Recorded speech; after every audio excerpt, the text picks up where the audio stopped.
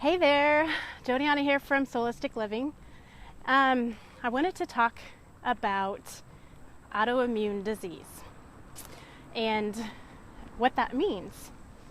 So there are several different types of autoimmune disease, and this is just what I've discovered. I have my phone on a stick again, so people are looking at me weird. Anyway, what I've discovered is autoimmune disease can be very complicated. So there's a lot of diseases that fall within that category. Diabetes, they're finding that narcolepsy is an autoimmune disease. There's studies that point towards it. I don't know if they've actually said it is an autoimmune disease, but rheumatoid arthritis. There's a lot of them that fall under the category of autoimmune disease. And what they're finding in alternative medicine healing circles is that autoimmune disease is really caused by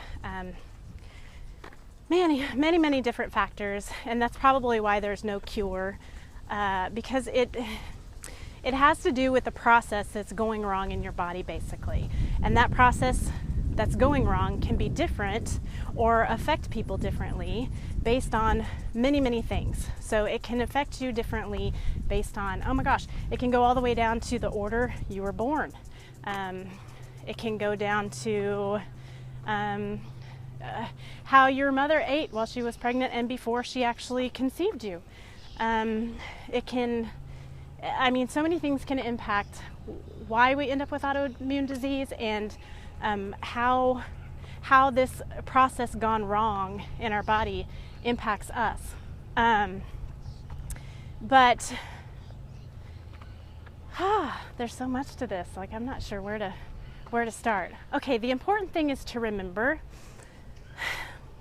that autoimmune disease is only 30% genetic. Actually, it can be 15 to 30% genetic and 70 to 85? I think it's actually 70 to 90% environmental. So when I found that out, that just fueled my fire to get better, because actually when I read it, it was 70% environmental and 30% genetic. And I kept coming across this environmental, in documentation. I was on this rampage to learn about narcolepsy and what causes it and what can I do to get better. And not just narcolepsy, but the other, diseases that I had, metabolic syndrome and chronic fatigue syndrome and fibromyalgia and just a slew of, I think the processes were going so wrong in my body. That's why I ended up with so many diagnoses. And anyway, so I was on this mission to find out what's causing this in my body and what can I do to fix it. And I had gone to my neurologist the day that I was diagnosed, I think the second appointment after I was diagnosed, and I asked him, is this progressive? What do I have to look forward to in my future? And I had myself convinced I was, going to be in a wheelchair by the time my daughter graduated from high school, and I had all of these negative thought processes going wrong. And what my doctor said to me that day changed my life. He said, Jodi, you can't look at it that way. I asked him, what is my future like? What does my future hold? And he said, you can't look at it that way. If you do, you're going to destroy yourself. He said, you need to focus on the positive. And so I left the doctor's office that day thinking, okay, what if I'm going to focus on the positive? What positive is there in having narcolepsy? This horrible disease that causes awful, symptoms. How can there be any positive of that? And then I thought, what's positive about that? How can I focus on the positive? And then I realized the positive is actually health. And so I took my focus off of disease and sickness, and I started placing my focus on health and how to get better. And so I started researching in alternative therapies, and I started researching in documentation, and I kept coming across this, that narcolepsy was caused by XYZ and environmental factors. And I kept coming across this term, environmental factors, and I'm like, what does that mean? Like, that's a really vague term. Like, what does environmental factors mean? And then later down the years, I learned that autoimmune disease is caused by, diet and environmental factors. And so I found out, I discovered what this environmental factors means, and it means things in your environment. Okay, that's why it's so vague, right? Things in your environment. Well, what is that? That can be anything, literally anything. And I think that's why they have to be so vague about it, because it can mean, like I said, the order of birth that you were born, how your mother ate before she conceived you or while you were in her tummy.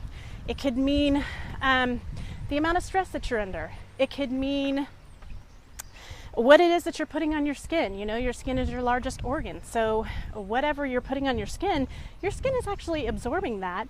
And then your liver has to take that and like process it and detoxify it out of your body. So, you know, if you're using a bunch of perfumes and lotions, probably a lot of people who have autoimmune disease can no longer handle that, excuse me, or stand it.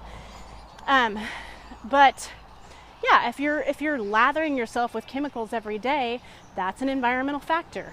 It could mean things that are going on in your house, whether or not you have mold in your house, what type of stress you're under in your job. If you have chronic stress, that's a big one.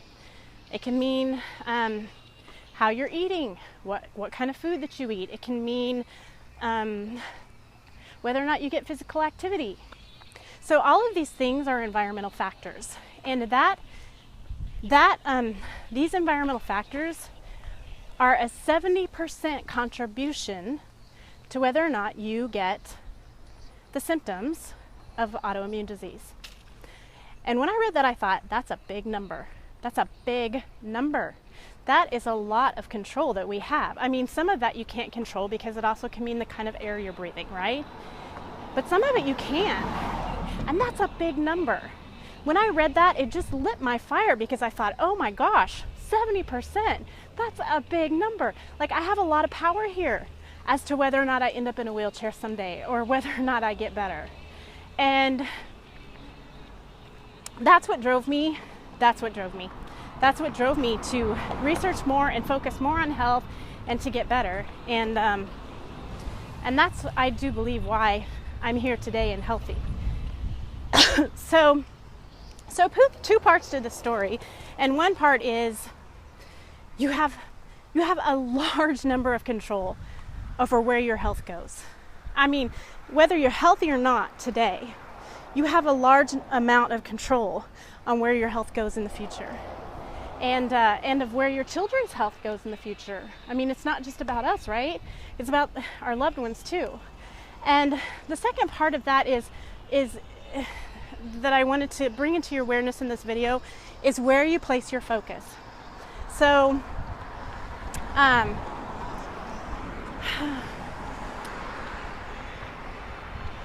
you have a choice. You have a choice to focus on being sick, and you have a choice to focus on good health. And in my experience, where I place my focus is what I bring into my reality. And I think you'll find that again and again. You know, just research that. Google thought forms create your reality. And you know, it doesn't have to be about hocus pocus type of stuff. It doesn't have to be like all about vibrations and this and that. Although there is some scientific evidence that points towards the fact that your thought forms create your reality. But the other part of it is, think about it. If I would have just accepted what my doctor said, and I would have just said, yeah, you know, okay, I have these diseases and I'm going to be sick for the rest of my life, that would have changed the whole path that I took forward.